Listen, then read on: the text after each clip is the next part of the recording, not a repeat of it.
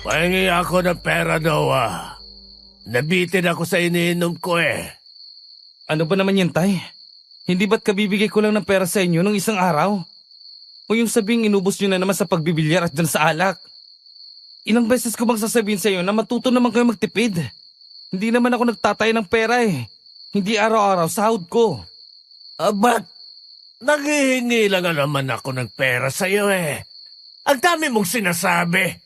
Gusto ko lang namang magsaya, magliwaliw. Bigyan mo na ako.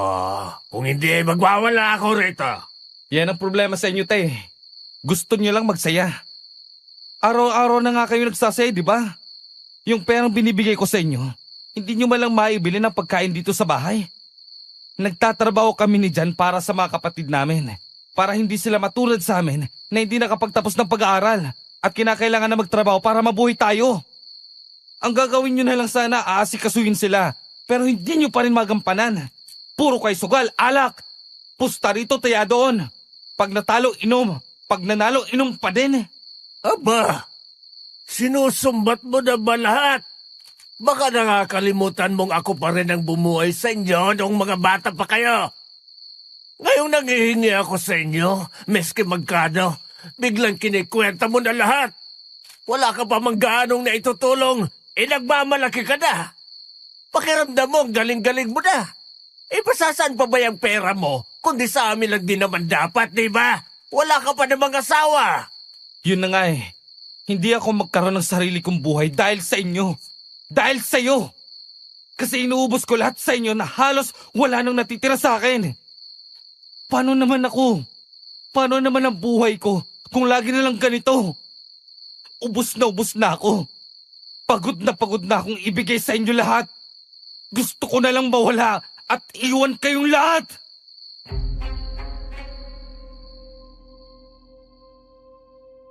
Naniniwala ba kayong may mabubuting aswang? Paano kung ang taong labis niyong pinagkakatiwalaan at natutunan niyo ng mahalin, nalaman niyong nagsinungaling sa inyo at marami pala siyang itinatagong sikreto? Patatawarin niyo pa rin ba siya o mas pipiliin niyo na lang na alisin siya sa buhay niyo? Kung may kasagutan po kayo, baka pwede niyo namang i-comment sa ibaba at magbabasa ko. Kung gusto niyo pong malaman kung ano nangyari pagkatapos namin magkasagutan ng ama ko, pakinggan niyo po ang kwento ko hanggang dulo. At sigurado akong magugulat kayo. Magandang araw po sa inyo, DJ Rosana, at sa lahat ng mga nakikinig dito sa Aswang Radio. Itago niyo lang po ako sa pangalang Noah. Hindi ko tunay na pangalan. Magka-40 anyos na po ako at nangyari sa akin ito. Higit 8 taon na rin ang lumipas. Ako po noon ang breadwinner sa aming pamilya. Yung tatay ko po kasi may trabaho man pero sa kanya lang din ang kita niya at inuubos sa inom at sugal. Yung nanay ko naman po, maagang kinuha sa amin. 4 po kaming magkakapatid, pero yung sumunod sa aking si John, maagang nag-asawa at kung minsan bagaman may trabaho, sa akin pa rin sila humihingi ng tulong kapag kinakapos sila. Nakakapagod din po pala yung bigay ka lang ng bigay habang ikaw nauubos. Hindi ko kasi kayang pabayaan ang mga kapatid ko at hayaan na lang sa pangangalaga ng aking ama. Pero darating pala talaga sa puntong mapapagod ka at mauubos. Lalo na kung ang sarili mong pamilya hindi kayang pakinggan ang daing mo at walang kamay para tulungan ka. Nung gabing nagkasagutan kami ng tatay Arman ko, nagpag-abot kaming 2 at nasaktan niya ako. Na siyang naging dahilan para magpasya akong tuluyang umalis na sa aming bahay.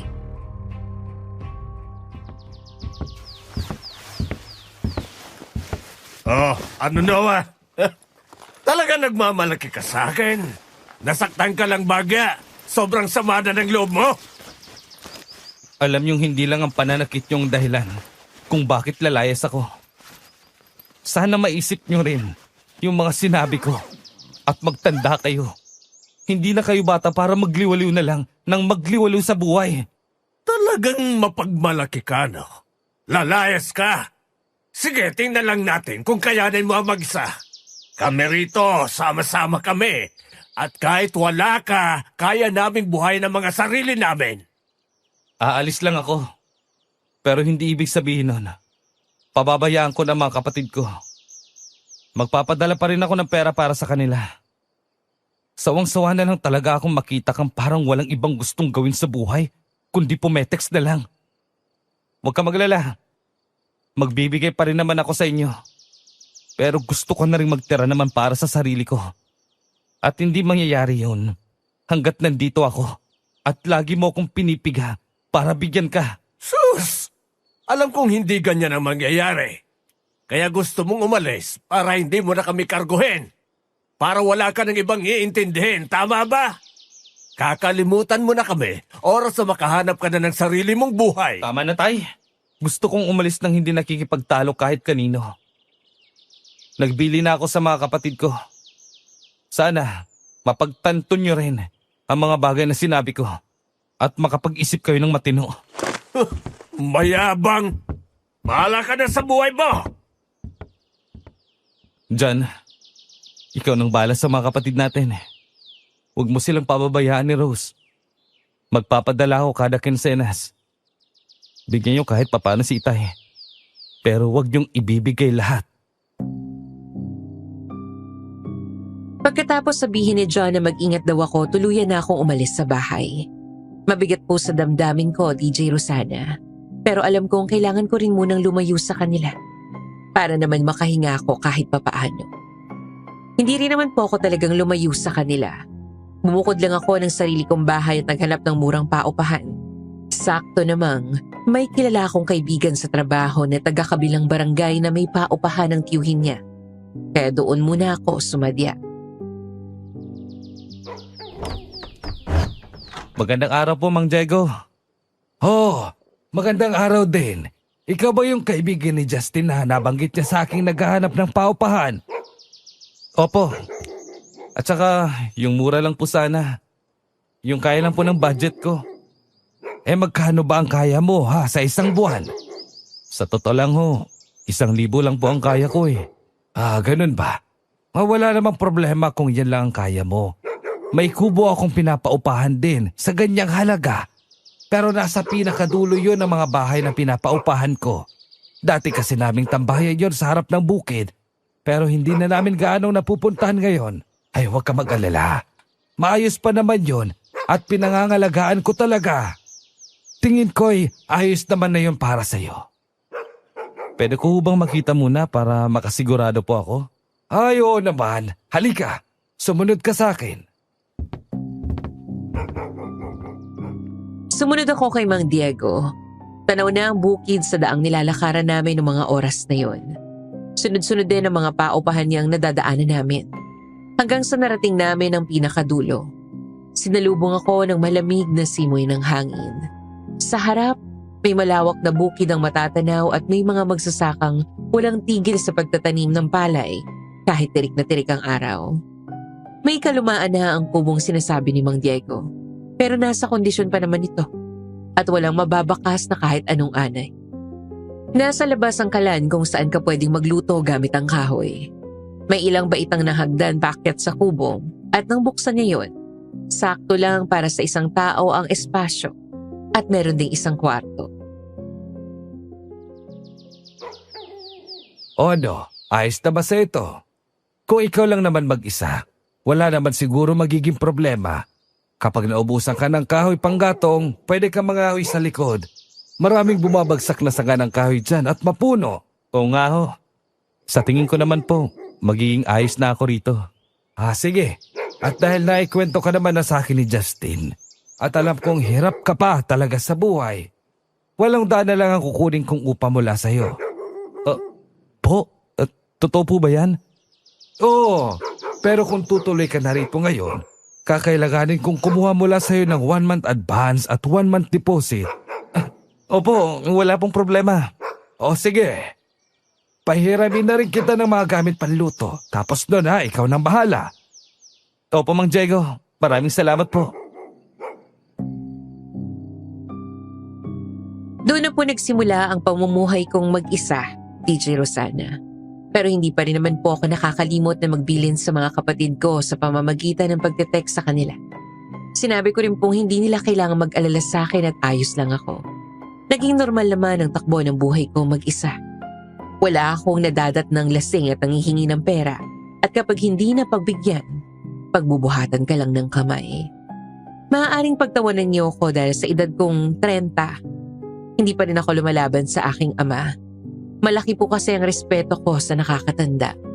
At hindi pa rin po nawawala sa isip ko na ama ko pa rin siya. Pero noong mga panahong yon, kahit matanda na ako, hindi pa ako nagkaroon ng nobya. Kahit isang beses. May mga nagustuhan ako, pero takot po akong manligaw. In short, torpe po talaga akong tao. Isa pang dahilan, alam ko pong hindi ko po kayang panindigan ang pakikipagrelasyon sa iba.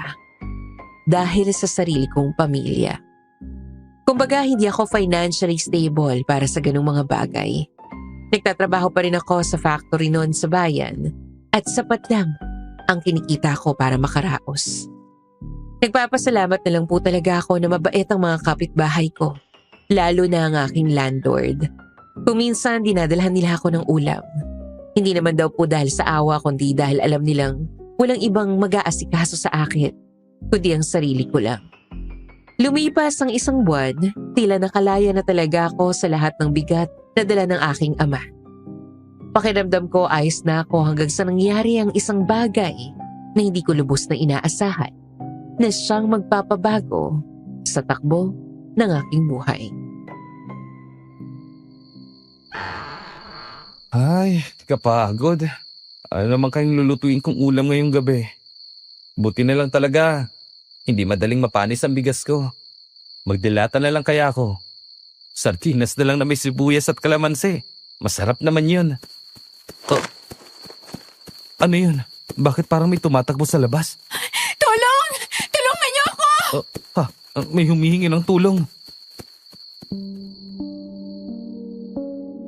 Bago pa po ako makasilip sa bintana sa likod ng bahay kung saan nagagaling ang tinig ng babae, bigla nilang lumagabog ang pinto ng bahay ko. Pumasok ang isang babaeng humahangos. Hindi na ako nagkaroon ng pagkakataong magtanong sa kanya na bigla na lang hinalughog niya ang aking bahay.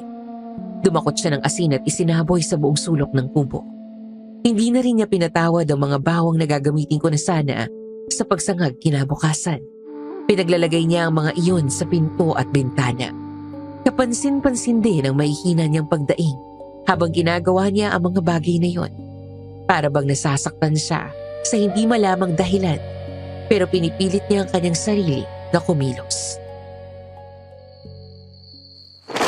Teka, miss, sino ka? Bakit ka pumasok sa bahay ko? Shh! Huwag kang maingay. Baka marinig ka nila. Nino, baliw ka ba? Ano bang ginagawa mo dito? Mga aswang. Kaya pwede ba? Huwag kang maingay. Aswang, ano ba yung sinasabi mo? Lumabas ka sa bahay ko. Baka mamaya magnanakaw ka talaga. Modus mo to ano?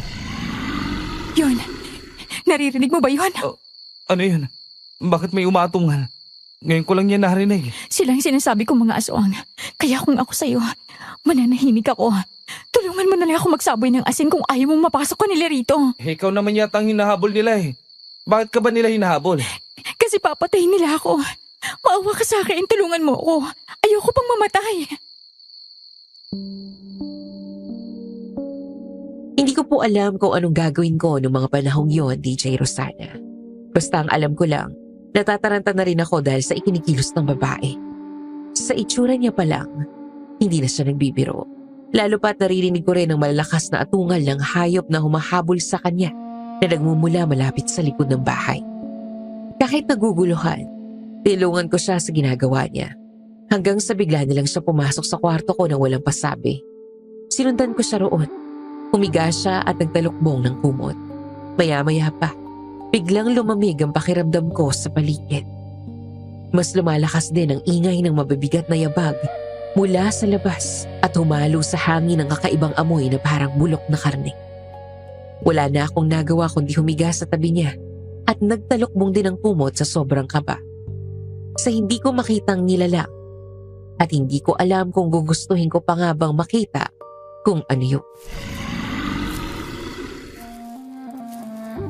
Sa ilalim ng kumot kahit mainit at pinagpapawisan na kaming parehas, nagawa ko siyang titigan ng malapitan. Halos mapigil ko ang sarili kong hininga habang nakatingin sa kanya. Kakaiba ang ganda niya, DJ Rosana. Malaanghel ang itsura. Kahit pa mababa ka sa kanyang mukha ang matinding takot. Kagat-kagat niya ang magpula niyang labi na tila kay sarap mahagkan. Muntik kong mahigit ang sarili kong hininga nang bigla siyang tumingin sa akin. Wala na. Umalis na. Oo nga. Ay, salamat. Salamat at hinayaan mo akong makapagtago rito sa bahay mo. Utang na loob ko sa iyo to. Bakit ka ba nila hinahabol? Natural sa mga masasamang aswang manghabol ng kanilang biktima. Ano ba kasing ginagawa mo sa kakahuyan? Gabing-gabi na. Saan galing ang mga aswang na yun? Ewan ko din. Ang totoo niyan, naglayas ako sa amin. Naglalakad-lakad lang naman ako para magmuni-muni tapos bigla nang sumulpot yung aswang kaya nagtatakbo na ako papunta rito. O ngayon, kailangan mo nang umuwi. Siguro naman magtatanda ka na at pipiliing bumalik na lang sa inyo kaysa lumabas pa. Hindi na ako pwedeng bumalik sa amin. Ayoko na silang makita. Silang dahilan kung bakit nahihirapan ako ngayon. Ayoko na makita mga taong lubos na nagpapahirap sa akin. Parang parehas yata tayo ah. Ano bang problema mo? At bakit kanila pinapahirapan? Masyadong personal para ibahagi sa taong ngayon ko lang naman nakilala. Aba, ikaw nga basta-basta ka nalang pumasok sa bahay ko eh. Pasensya na. Tira lang ng matinding takot. At itong kubo mo yung unang nakitang ligtas na para pagtaguan ko. Mabuti na lang hindi nila ako naamoy. Anong plano mo ngayon? Saan ka pupunta? Umalis na yung mga aswang. Tungkol sa bagay na yan, magiging kalabisan ba para sa'yo kung makikiusap akong dumito na muna ako sa'yo? Ano? Bakit? Meron ka bang ibang kasama rito sa kubo mo? Wala naman. Oh, kung ganon, may nobya ka ba na maaaring mag-isip na kabit mo ko kung mananatili ako rito? Wala rin. Ayun naman pali. Ang kaso, nakagulat na may ganyang kakagad na kaisipan na pakiusap gayong hindi ko pa nga alam maski ang pangalan mo eh. Ako si Philomena. Pwedeng Philo na lang. Kung yun lang naman palang gusto mong malaman para payagan akong manatili muna rito. Grabe ka. Kakaiba ka. Ikaw, ano pangalan mo? Noah. Noah. Ano, payag ka na ba? Alam mo naman na ang pangalan ko. Magde-30 na rin ako kung gusto mong malaman yung edad ko. Hindi ka pwedeng makitira dito ng libre. Nangungupahan ako rito, kaya kailangan magbayad ka rin kung dito ka. At isa pa, kailangan ko rin sabihin kay Mang Diego na may makakasama na ako rito sa kubo. Sino naman si Mang Diego? May-ari nitong kubo at mga paupahan dyan sa harap. Kung kahati lang naman sa upang sa tingin ko, wala namang magiging problema. Kaya ko mag-share ng upa. Kaya rin kitang pagsilbihan, ipaglinis, ipagluto, at asikasuhin ka. Biglang lumipad ang isip ko sa mga bagay na sinabi niya. Parang ang dating nun sa akin, asawa ko siyang naghihintay sa aking makauwi mula sa trabaho. Bago pa mapunta ang iniisip ko sa kung saan-saan, napaupo na lang ako sa upuang kawayan at napabuntong hininga. Sige na nga. Hindi naman kita pwedeng pabayaan na lang na paalisin. Baka kung pag pinaalis kita ngayong gabi, matagpuan ka na lang bukas na bangkay na. Ayun! Papayag ka rin naman pali. Thank you, Noah. Sige na. May magagawa pa ba ako? Paano nga pala mga gamit mo? Sa lahat ng naglayas, ikaw lang walang dalang gamit. Hindi talaga ako nagdala ng gamit. Nagpaalam lang naman ako sa mga magulang ko na aalis lang saglit. Kasi kung malalaman nilang lalayas ako, hindi makakapayag yung mga yon. Ipinuslit ko na ang gamit ko kagabi sa bahay ng kaibigan ko. Siya na lang yung magdadala na sa akin. Paano naman malalaman ng kaibigan mo kung nasan ka ngayon? Ako nang bahala doon. Huwag mo nang istresin yung sarili mo sa akin. Anong wag? Nakukonsumi talaga ako sa bigla mong pagsulpot. Pasensya na. Desidido lang talaga ako makatakas mula sa mga aswang na yun. Oo, sige na. Hayaan mo na. Ang mabuti pa, magpahinga ka na sa kwarto ko. Ikaw na doon, ako na lang dito sa sala. Naku, hindi pa nakakaya yun sa'yo. Kahit ako na lang dito, kwarto mo naman yun. Hindi na. Babae ka, kaya dapat mas pribado ka. Sandali at maglalabas lang ako ng mga bagong kumot at punda. Ikaw na lang magayos. Salamat, Noah. Saglit akong pumasok sa kwarto para kuhanin ang mga gagamitin ko. Pagkatapos sinayaan ko na siyang makapagpahinga sa kwarto. Malalim ang iniisip ko ng mga gabing yon. Mabuti na lang din at linggo kinabukasan kaya wala akong pasok. Nagising na lang ako nang matindi na ang sikat ng araw na tumatama sa mukha ko at may naririnig akong mga kalansing mula sa labas kung nasaan ang kalat. Pagbangon ko, nagluluto na ng almusal si Filomena na mukhang giliw na giliw sa ginagawang pagpiprito ng itlog at tuyo. Ang aga mo naman yatang nagising. Abalang-abala ka masyadong magluto ah. Oh, Noah, gising ka na pala. Naisipan ko lang na ipagluto ka ng almusal mo bilang pasasalamat. May pasok ka ba ngayon sa trabaho? Wala. Rest day ko tuwing linggo. Ganun ba? Eh di sana hinabaan mo pang tulog mo. Medyo maaga pa, wala ka naman palang pasok. Sanay akong gumising na maaga. At isa pa, hirap na akong bumalik sa tulog kapag nakarinig na ako ng ingay. Ay, oo nga pala. May cellphone ka ba? Pwede ba akong makitext sa'yo? Iti-text ko sana yung kaibigan ko kung saan niya dadalhin yung mga gamit ko. Meron. Magpapaload lang muna ako. Kakausapin ko rin pala muna si Mang Diego tungkol sa'yo. Maigi nang malaman niya kaagad. Sige, siguro pagbalik mo, luto na pati ang sinangag.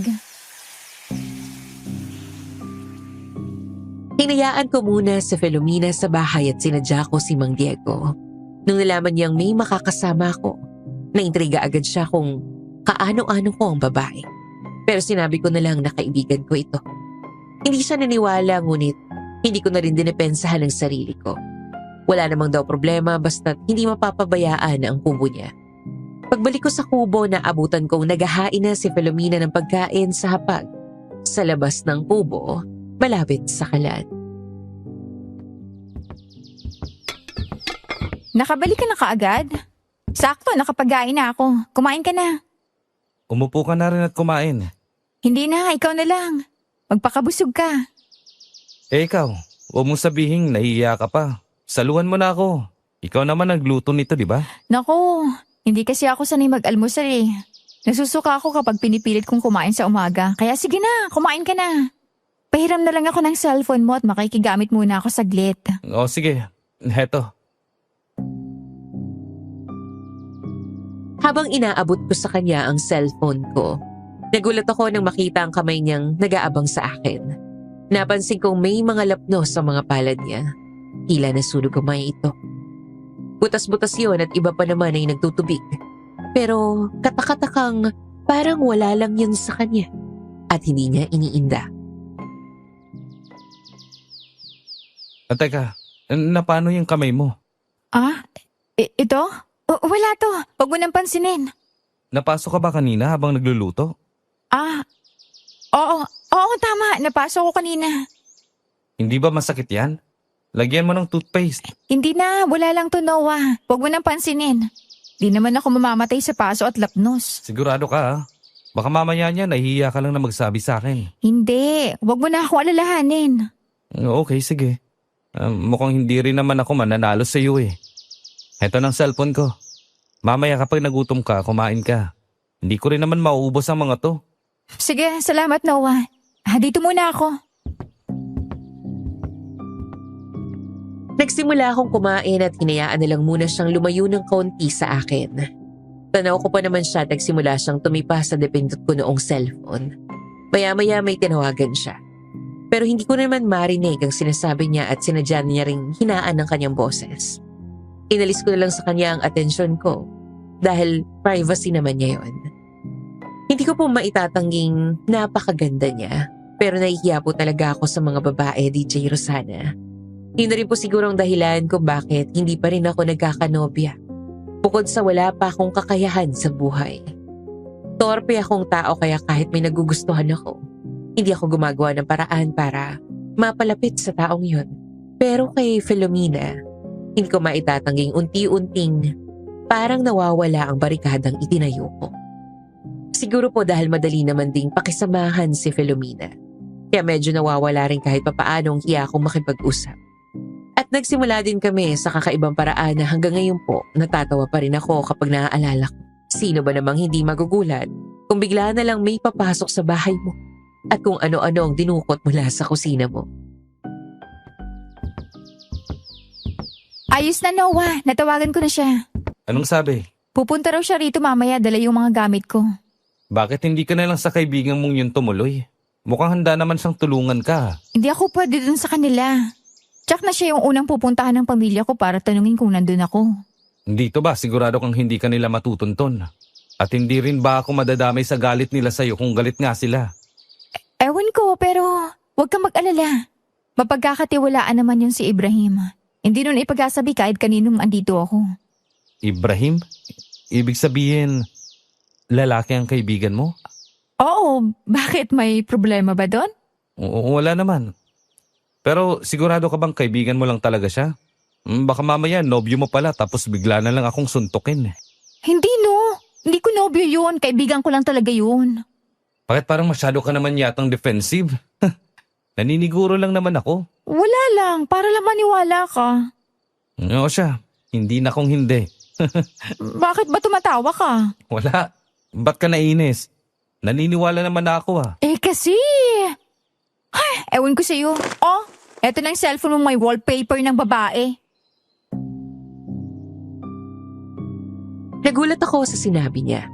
Nawala sa sarili kong ginawa ko nga palang wallpaper ang katrabaho ko sa factory na natitipuhan ko. Mabilis kong kinuha mula sa kanya ang cellphone ko, pero hindi ko na dinepensahan ang sarili ko tungkol doon kahit na iniirapan niya ako.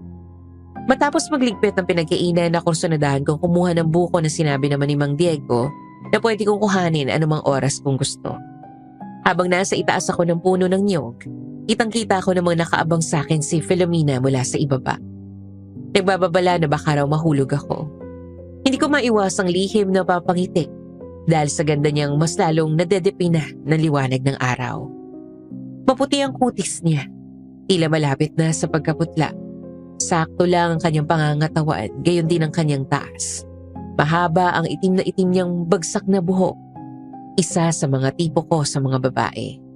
Bago pa ako mawala sa sarili ko dahil sa halina ng kanyang muka, bumaba na ako sa puno nang makakuha ko ng sapat na buko. Ayan, meron na tayong iinumin mamaya. Mukhang masarap ngang malamig na juice nitong buko. Medyo mainit pa naman ang panahon. Sige, mamaya magbubukas ako. Maliligo muna ako. Bibili muna ako ng yelo sa labas. Mag-iingat ka dyan, maraming aso sa labas. Di ka pa naman pamilyar sa kanila, baka makagat ka. Maraming aso? Hindi na pala ako lalabas. Mamaya na lang. Nagtataka naman ako sa bigla ang pagbabago ng isip ni Filomena. Pero hindi na rin ako nagtanong kung bakit. Nung magtanghali siya pa rin na nagpresentang magluto at hindi pa rin siya kumain. Nag-aalala naman ako kung bakit parang ginugutom niya yata ang sarili niya. Sinasabi niya lang sa akin na busog pa siya at hindi pa naman siya nagugutom. Nung hapon, isang katok ang bumasag sa katahimikan sa pagitan naming dalawa ni Filomena. Yan na yata yung hinihintay mong kaibigan, Pilo. Oo nga. Sandali lang Ibrahim! Mabutit nakapunta ka. Salamat naman at maayos ang kalagayan mo, Pelo.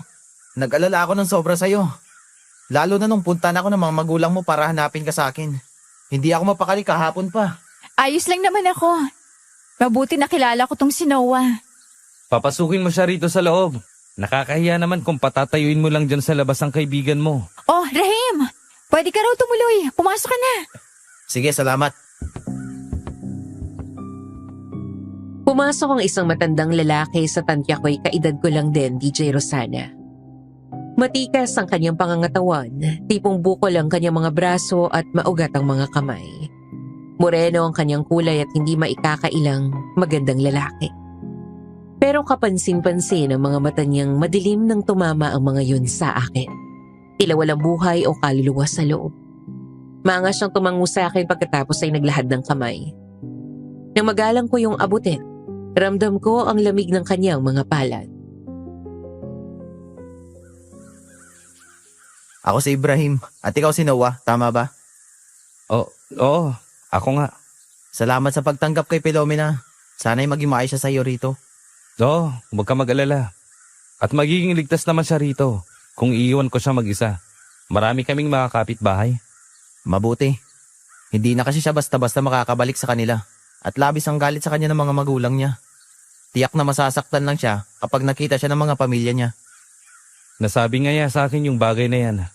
Gusto ko lang din talaga makasiguro na walang mangyayaring masama kay Filomena habang nandito siya. Pwede ko lang talaga siyang itakas at itago. Gagawin ko. Kaso, mahahalataan naman kami at mananagot din ako. Huwag ka mag-alala, Rahim. Ayos na ako rito kay Noah. Mabuti naman siyang tao. Mabuti? Saglit pa lang naman kayo magkakilala para masabi mong mabuti siya, Pelo. Hindi pa ba siya mabuti kung hinayaan niya akong papasukin dito sa bahay niya? Gayong hindi niya naman ako lubos na kilala? Dapat nga siya magduda sa akin eh.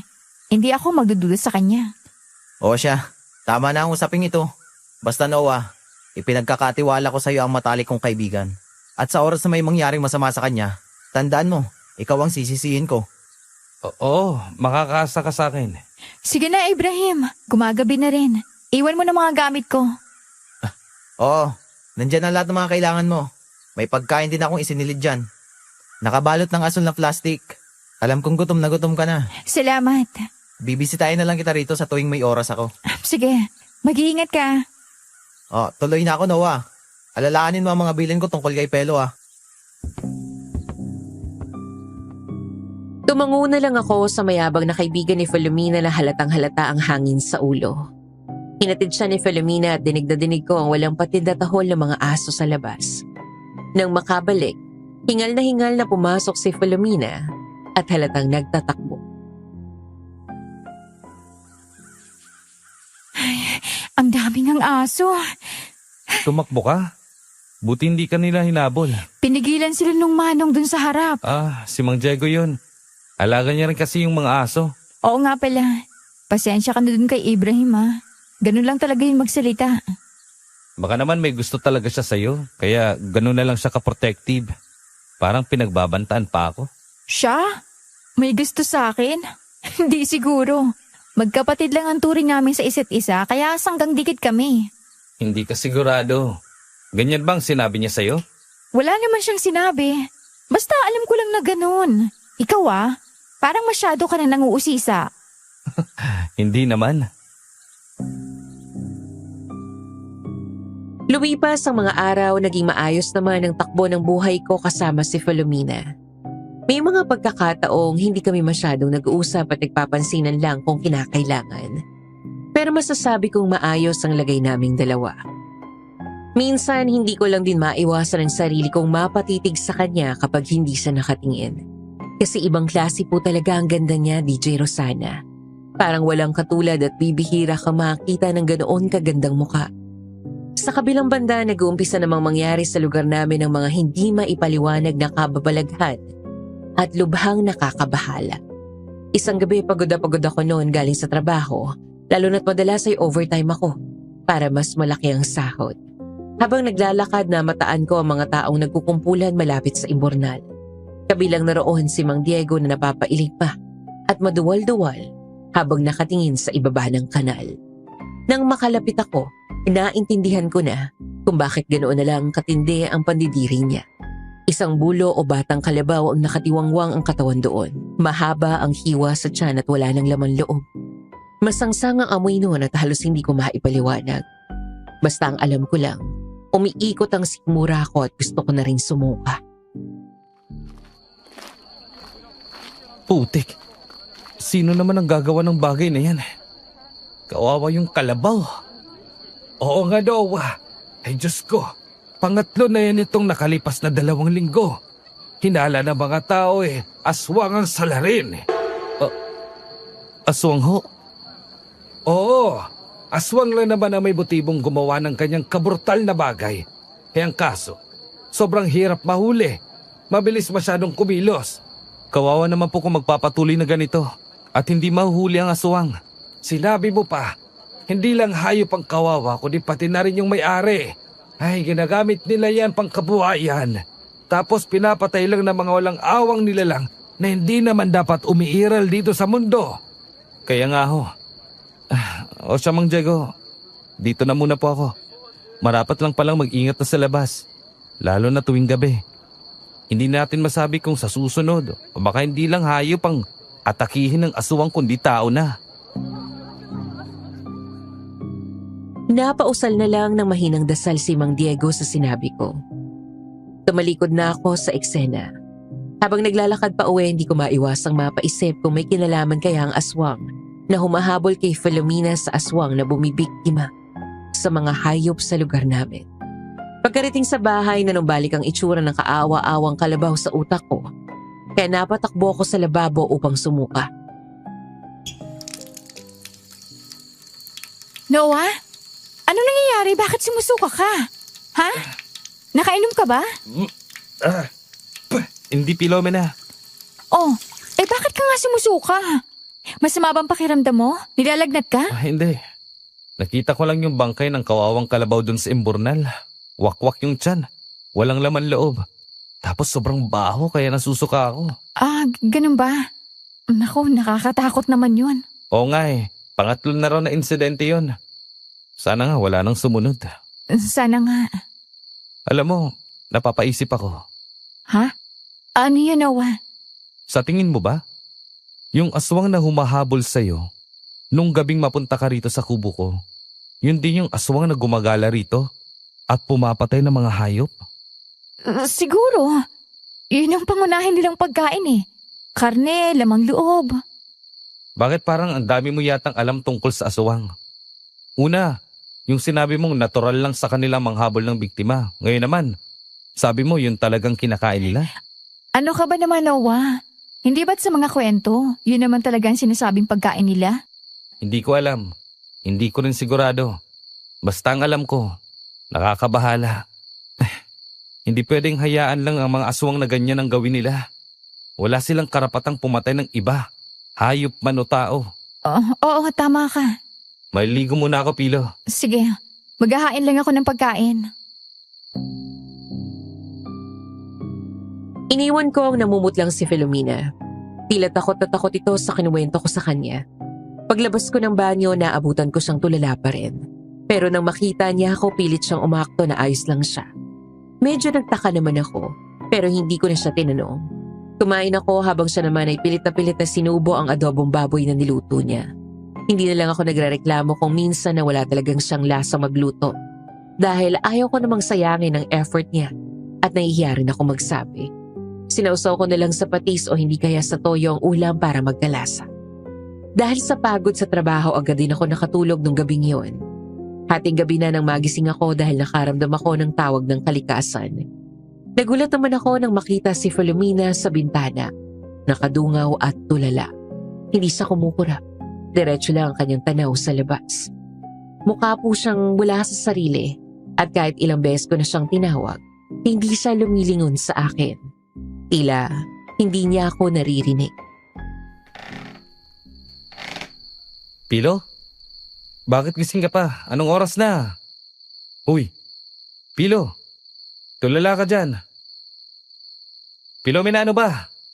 Hindi mo ba ako naririnig? Huy! Nag-sleep po ka ba? Ha? Kanina ka pa ba gising? Oo. Kanina pa kita tinatawag. Bakit ka ba nakatulala dyan sa labas? Anong tinitingnan mo? Wala. Sige na, babalik na ako sa kwarto. Matulog ka na ulit. Nawirduhan ako sa mga ikinikilos ni Filomena. Pero iniisip ko na lang na baka hindi siya makatulog at iniisip niya ang problema niya sa pamilya. Nagtungo na lang ako sa banyo pagkatapos ay bumalik na rin ako sa pagtulog. Kinabukasan pagkatapos kong maligo, napansin ko namang nakabalik na naman ang maliit na salamin sa sala kung saan ako madalas manalamin bago pumasok sa trabaho. Simula nang dumating si Filomena, lagi niyang ginagawa yun sa salamin. At nung araw na yon, hindi na ako nakatiis na magtanong. Binaliktad mo na naman tong salamin, Pilo. Bakit ba lagi mo na lang tong ginagawa? Wala lang. Natatakot ka ba sa sarili mong refleksyon? Hindi naman. Ayoko lang nakikita ang mukha ko. Bakit naman? Ang ganda-ganda mo. Parehas kaming natigilan ni Filomena sa sinabi ko, DJ Rosana. Hindi ko akalaing dudulas yun mula sa bibig ko, kaya naman mabilis ko siyang tinalikuran at umaktong parang walang nangyari. Hindi na rin naman siya nagsalita. Bagay na lubos kong ipinagpasalamat. Nang tingnan ko siya mula sa salamin, wala na siya roon sa kinauupuan niya. Nakita ko na lang siya sa labas ng bintana. Habang lumilipas ang mga araw, pakiramdam ko, umiigting na ang kung ano man ang nararamdaman ko kay Filomena. At alam ko na po na sa mga oras na yon, gusto ko na siya. Hindi lang dahil maganda siya, kundi dahil maalaga rin siya. Yun nga lang parang medyo umiiwas na siya ng tingin sa akin sa tuwing titingin ako sa kanya. Napapadalas din ang pagdalaw ni Ibrahim sa amin. Magsisinungaling ako kung sasabihin kong hindi ko yung nilalagyan ng mali siya. Halatang halata sa lalaki na may gusto siya kay Filomena. Pero kibit balikat na hindi lang ito pinapansin ng babae. Mas gusto ko po yon kesa makitang parehas sila ng nararamdaman. At least alam ko pong may pag-asa ako kung kikilos ako at gugustuhin ko. Hindi nga lang po ako makaharap ng tamang tiyempo kung paano ko sisimulan. Ngunit habang may ganoong nangyayari sa bahay, malala naman ang nangyayari sa labas. Tahasang nambibiktima ng hayop ang aswang. Pero nung gabing yun, hindi hayop ang pinunterihin niya, kundi kami ni Filomena. Namalengke kami noon nung hapong yun. Hindi ko na maakalaing dagsa ang mga tao sa palengke. Nawala kasi sa isip kong fiesta pala kinabukasan. Ginabi na kami at nung nasa iskinita na kami malapit papasok sa kubo, bigla kaming napatigil dahil sa kakaibang kaluskos na naririnig namin mula sa likod ng bahay. Pilo, narinig mo ba yan? Para may kumakaluskos yata mula sa likod ng bahay. Bilisan na nating pumasok sa bahay, Noah. Teka, baka pusa lang o asong gala. Pero ang bigat ng yabag eh. Hindi yan hayop lang. Bilisan mo. Buksan mo na agad ang pinto pagdating natin. Eto na, malapit na tayo. Kapit ka sa braso ko. Ano ba yun? Bakit parang takot na takot ka? Amoy mo ba? Yung amoy ng nabubulok na karne. Nandito na naman sila. Ang alin? Yung mga aswang na sinasabi mo? Shh! Huwag kang maingay. Puti. Anong tunog yung Pilo? Pilo, nasa dingding na natin sila. Noah, yung pinamili natin. Nasaan yung mga bawang? Taka, nasa supot. Bakit? Ilabas mo lahat. Ipahid natin sa mga bintana. Bilis! Hindi ko na nagawang magtanong pa dahil sa tindi ng kaba. Sa labas ng aming manipis na dingding, naririnig ko ang pagbaon ng matatalas na kuko sa kawayan. Ang mga atungal ay hindi galing sa aso o lobo. Parang garalgal na boses ng tao na pilit kumakahol. Mabilis na hinablot ni Filomena ang mga bawang mula sa supot. Kahit nanginginig ang kanya mga kamay at tila napapaso siya sa tuwing nadidikit ang balat niya sa balat ng bawang, hindi siya tumigil sa pagdikdik nito at pagpahid sa mga siwang ng bintana. Ayaw niyong umalis! Hetong sa inyo! Pilo, daan-daan. Nanginginig ka. Ano bang nangyayari sa kamay mo? Wala lang to. Buksan mo ng konti yung bintana, Noah. Isasaboy ko to. Delikado baka mapasok tayo. Magtiwala ka lang sa akin. Gawin mo na. Sa pagbukas ko ng bintana, tumabad sa akin ang isang nilalang na hindi ko malilimutan. Isang dambuhalang aso na kasing laki ng baka. Pero ang mukha niya ay tila sa matandang lalaki na nanlilisik ang mga matang kasing pula ng baga. Ang balahibo nito ay madumi at malagkit. Nang isaboy ni Filomena ang dinurog na bawang, tumama ito sa mukha ng halimaw. Naglabas ito ng usok at tila napaso ang balat ng aswang. Umalingaw-ngaw ang isang nakakangilong hiyaw na yumanig sa buong kubo. Hayop ka! Akala mo makakapasok ka rito sa bahay ko? Akala mo ba matatakot ako? Humanda ka sa akin. Hindi lang yan naabutin mo. Alam ko ikaw may kagagawan ng mga pagkamatay ng hayop dito sa baryo. Noah, anong gagawin mo? Huwag kang lalabas. Hindi ako papayag na dito pa tayo mamatay. Nasaan ang ita ko? Huwag, Noah. Mapanghanip sa labas. Hindi. Lalabas ako, Pilo. Diyan ka lang sa loob. Halika rito! Harapin mo ako! Noah, pabalik na siya! Mag-ingat ka! Ah! Mamatay ka na! Buong lakas kong iwan na siwas ang itak sa direksyon ng halimaw. Munti ko nang mahagip ang leeg nito, ngunit mabilis itong tumalon pa atras. Ang bilis nito ay hindi makatao. Sa isang iglap lang ay nasa dulo na ito ng kakahuyan. Ang mga mata nito mapula ay huling tumitig sa akin bago ito tuluyang nilamon na ng dilim. Naiwan akong hinihingal sa labas habang ang itak ay nanginginig sa aking kamay. Sa kabila ng pinaghalo-halong damdaming bumalik ako sa kubo. Determinadong alamin ng totoo kung bakit tila punteriya ng aswang si Filomena. Mag-usap tayo ng matino. Hindi na to biro. Yung aswang na yun, direkta ang tingin niya sa'yo kanina. Bakit ba parang pinupunteriya ka ng mga aswang na yan? Ano bang sinasabi mo, Noah? Natatakot lang ako, gaya mo. Nagkataon lang na dito ako tumakbo nung hinabol ako noon. Kaya akala mo ako yung pakay. Tsaka hindi ko rin alam kung bakit sumugod yung aswang na yun dito. Siguro dahil gusto niya talaga akong biktimahin dahil babae ako. Huwag mo nga akong lokohin eh. Nakita ko ang mga mata ng aswang na yun. Hindi siya naghahanap ng papatayin. Ikaw ang tinitingnan niya. Ano bang atraso mo sa kanila? Wala akong atraso. Sinabi ko na sa'yo, nag-less lang ako dahil malupit yung pamilya ko. Tsaka bakit mo ba sa akin sinisisi yung pag-atake ng mga halimaw na yon? Kasi simula nung dumating ka, sunod-sunod ng pagpatay ng mga hayop dito. Eh di lumabas rin ang totoo. Pinagdududahan mo talaga ako. Gusto ko lang namang maging ligtas. Malayo sa pamilya ko. Pero ganito ang iniisip mo sa akin. Ligtas? Pilo, muntik na tayong mamatay. Sabihin mo sa akin, may kinalaman bang pamilya mo sa aswang na yon? Wala! Hindi ko sila kaano-ano. Biktima lang din ako, Noah. Parang awa mo na. Huwag mo na akong pagbintangan. Gusto kong maniwala sa kanyang mga luha. Pero ang bawat pagtanggi niya ay tila mas lalong nagpapabigat sa hinala ko. Nakita ko ang takot sa kanyang muka. Pero may iba pang naroon. Isang uri ng panganib na hindi niya maamin sa akin. Ang bango ng kanyang presensya ay unti-unting nahahaluan ng amoy ng malansang sikreto.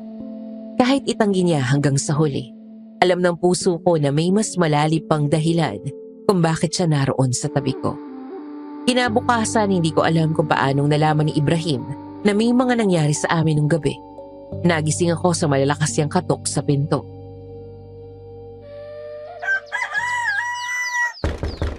Filomena! Noah! Buksan niyo tong pinto. Nabalitaan ko ang nangyari kagabi. Ang aga mo yata, Ibrahim. Paano mo na lamang inatake kami rito? May tenga ang lupa, Noah. Pelo, ayos ka lang ba? May sugat ka ba? Sabi ko na nga ba't hindi ka ligtas dito eh. Ayos lang ako, Rahim. Salamat sa pag-aalala. Mabuti na lang at mabilis kumilos si Noah. Noah, hindi mo siya kayang protektahan habang buhay. Tignan mo, hanggang dito ay sinusundan siya ng panganib. Ginawa ko ang lahat ng kaya ko. Kung hindi dahil sa ginawa ko, baka kung ano nang nangyari sa amin. Filomena, kailangan natin mag-usap. Yung tayong dalawa lang. Noah, lalabas lang muna kami sandali sa silong. Bakit kailangan pang lumayo? Pwede naman dito sa loob kung tungkol lang naman sa kaligtasan niya ang pag-uusapan niyo. Pasensya na, Noah. Sandali lang talaga to. May mga bagay lang siguro kaming dapat pag-usapan ni Ibrahim. Tungkol sa pamilya ko. Hindi ako manhid para hindi makaramdam ng kung anong kaba. Kahit sinabihan nila akong huwag makinig, dahan-dahan akong lumapit sa dingding ng kawayan at idinikit ang aking tenga sa mga siwak. Ramdam ko ang lamig ng pawis sa aking noo habang pinapakinggan ang maugong na boses na Ibrahim sa ibaba na tila may pinipilit kay Filomena. Filomena, tama na to. Galit na ang mga magulang mo. Hindi sila titigil hanggat hindi ka nakikita. Umuwi ka na lang sa atin, Pelo. Tingnan mo ang mga nangyayari sa inyo ni Noah. Ayokong bumalik, Ibrahim. Alam mo kung gaano kahirap ang pinagdaanan ko bago ako nakatakas sa kanila. Pero pinapahamak mo lang ang sarili mo rito. Pati si Noah. Madadamay lang sa gulo nyo. Alam mo namang hindi sila basta-basta. Kilalang kilala mo sila. Alam mo kung anong kaya nilang gawin. Mas pipiliin ko pang harapin ang panganib dito kaysa bumalik sa poder nila. Hindi mo ako mapipilit, Ibrahim. Hindi mo naiintindihan, Pelo. Hindi lang ito tungkol sa'yo. Kapag nalaman nilang nandito ka, mas lalo magagalit ang mga magulang mo. Parang awa mo na. Sumama ka na sa akin habang may pagkakataon ka pa. Sinabi ko nang hindi ako babalik. Iwan mo na ako rito. Kung gusto mo akong tulungan, protektahan mong lihim ko at huwag mo silang hahayaang malaman kung nasaan ako. Ikaw lang ang nakakaalam na nandito ako, Rahim. Huwag na huwag mo akong ilalaglag. Kung tunay nga talaga kitang maaasahan. Napasandal ako sa dingding. Pigil ang paghinga. Ang daming tanong na nabubuo sa isip ko, pero isa lang ang sigurado. May malaking itinatago sa akin si Filomena tungkol sa pamilya niya na pilit niyang tinatakasan. Nanatili akong nakatayo malapit sa dingding. Pilit na pinapakalma ang mabilis na tibok ng aking puso. Ang bawat salitang binitawan ni Ibrahim ay parang mga tinik na bumaon sa isip ko. Nang marinig kong papatapos na ang kanilang usapan, mabilis akong lumayo sa siwang at nagpanggap na nag-aayos ng mga gamit sa hapagkainan para hindi nila mahalata na narinig ko ang lahat. Oh, tapos na bang pribado niyong pag-uusap? Ano ba talaga meron, Ibrahim? Sinasabi ko lang ang makakabuti para sa kanya, Noah. Na mas makakabuti siguro kung uuwiin siya sa pamilya niya. Pilo, totoo ba yan? Pinipilit ka lang ba niyang umuwi dahil sa nangyari kagabi? Ganun na nga, Noah.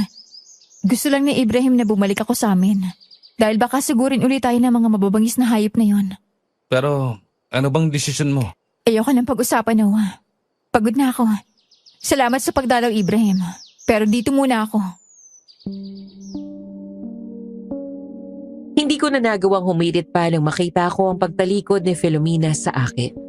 Dumiretso sa loob ng silid nang hindi man lang ako tinatapunan ng tingin. Ang kanyang mga balikat ay tila pasa ng buong mundo. At sa katahimikang naiwan, lalong lumakas ang hinala kung may mas malalim pang dahilan ang kanyang pag-iwas.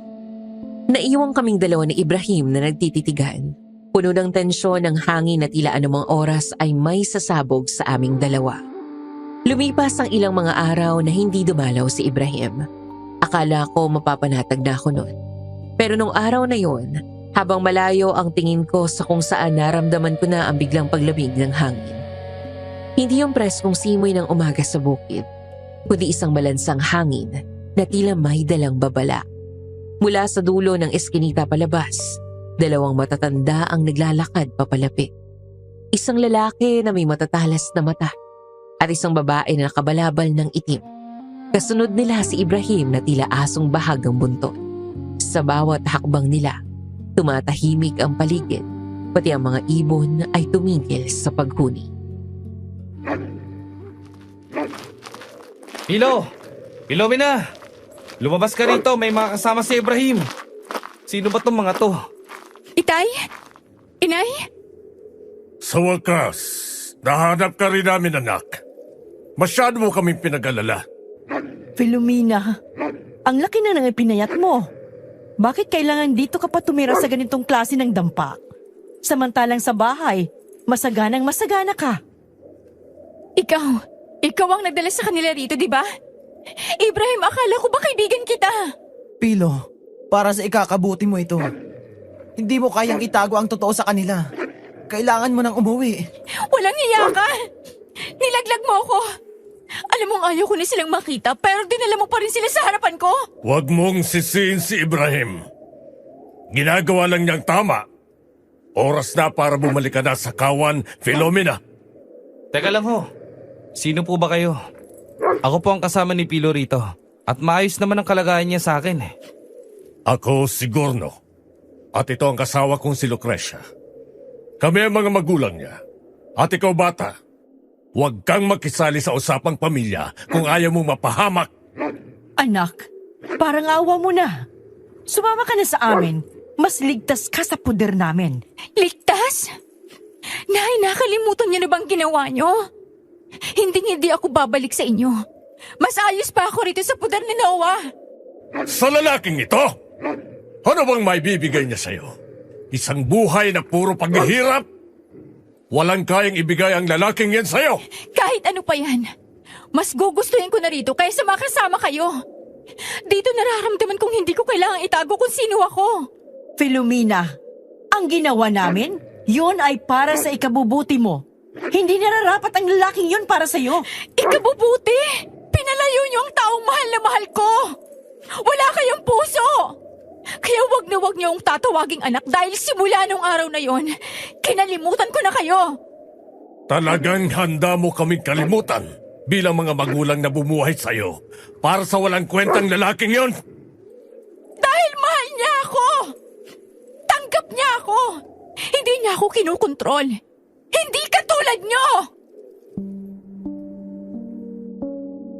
Nakatayo lang ako sa gilid. Halos hindi makahinga sa tindi ng tensyong bumabalot sa amin. Ang bawat salita ni Filomena ay punong-puno ng pait at sakit. Noon ko lang naintindihan kung bakit gano'n na lang niya kagustong lumayo sa pamilya niya.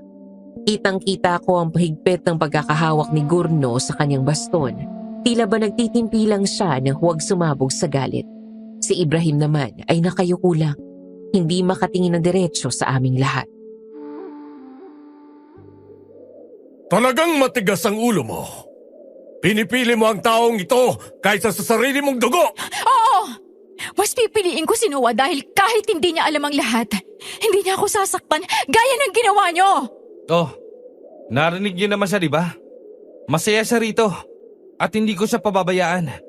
Kaya pwede ba? Umalis na kayo. Napakabata mo pa, Noah. Wala kang kaalam-alam sa pinapasok mo. Sige. Kung yan ang gusto mo, Filomena, hindi ka na namin pipilitin sa ngayon. Pero tandaan mo ito. Wala na kayong dapat sabihin. Umalis na kayo. Sana lang ay hindi mo pagsisiyan ang desisyon mong ito. Darating ang oras na ikaw mismo ang magmamakaawa para makabalik ka sa amin. At ikaw, Noah, mag-ingat ka sa kinukupkop mo.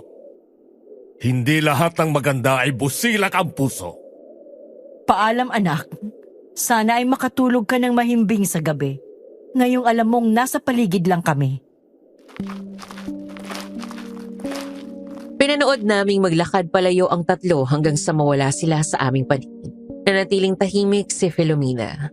Ang kanyang mga luha ay patuloy na dumadaloy habang nakatingin sa kawalan. Gusto ko siyang yakapin. Gusto ko siyang tanungin tungkol sa lahat ng narinig ko. Ang banta ni Gurno ay tila isang sumpa na nanatili sa hangin. Alam ko sa loob-loob ko na ang pagbisitang yun ay simula pa lamang ng isang mas malaking gulo na maaaring tumapos sa aming dalawa. Noah, pasensya na kung nadamay ka sa lahat ng to. Pilo, nandito ako. Hindi kita pababayaan. Sana maging sapat yan, Noah. Dahil hindi mo kilala yung mga magulang ko. Hindi sila tumitigil hanggat hindi nila nakukuha ang gusto nila. Sa mga sandaling iyon, nakita ko ang isang bagay sa mga mata ni Filomena na hindi ko nakita noon. Isang bahid ng pagsisisi. Napaupo siya sa kawayang sahig. Ang kanyang mga kamay nakatakip sa kanyang muka habang ang balikat niya ay yumayanig sa bawat hagulgol. Nilapitan ko siya at dahan-dahang hinawakan ng kanyang balikat. Kahit na ang isip ko ay puno pa rin ng mga katanungang hindi ko alam kung handa ba akong marinig ang sagot. Pilo, Tana. Wala na sila. Hindi ko hayang makapasok pa sila rito kung ayaw mo. Bakit ba kailangan mangyari to? Bakit hindi nila ako hayaang mabuhay ng payapa? Kailangan natin maging tapat sa isa't isa. Ano ba talagang pinakamabigat na dahilan kung bakit ka lumayas? Yung totoo sana. Dahil sa kanya, Noah. Dahil sa lalaking lubos kong minahal noon.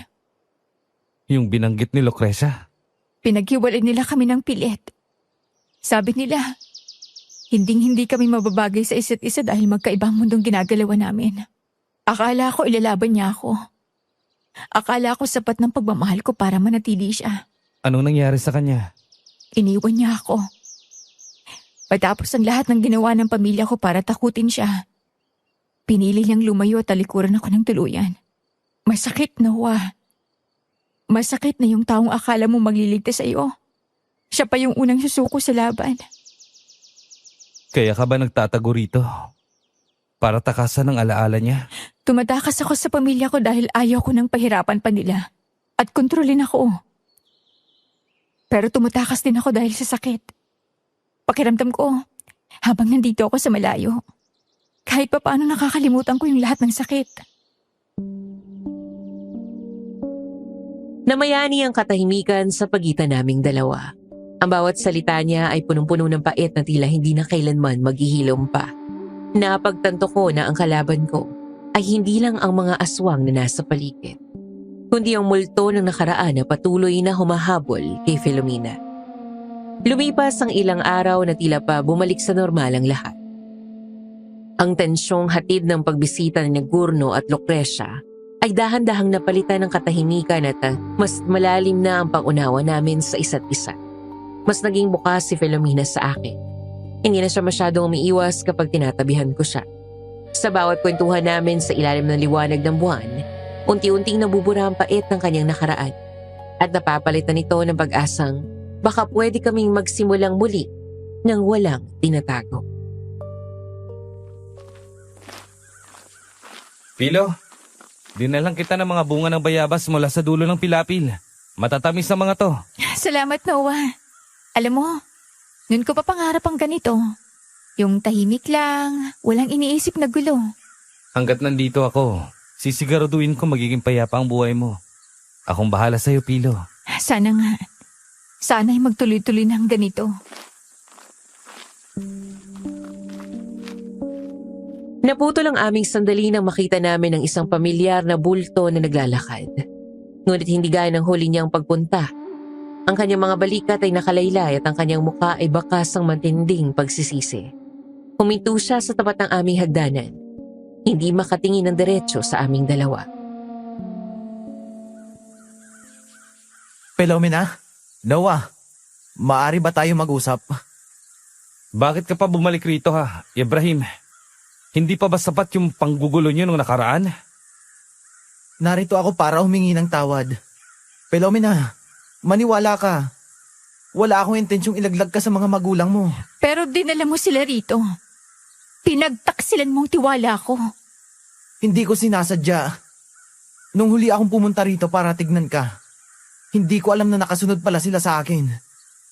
Masyadong matalas ang pakiramdam ni na Tito Gorno at Tita Lucrecia. Nung makorner nila ako sa daan, wala akong magawa kundi magsabi ng totoo.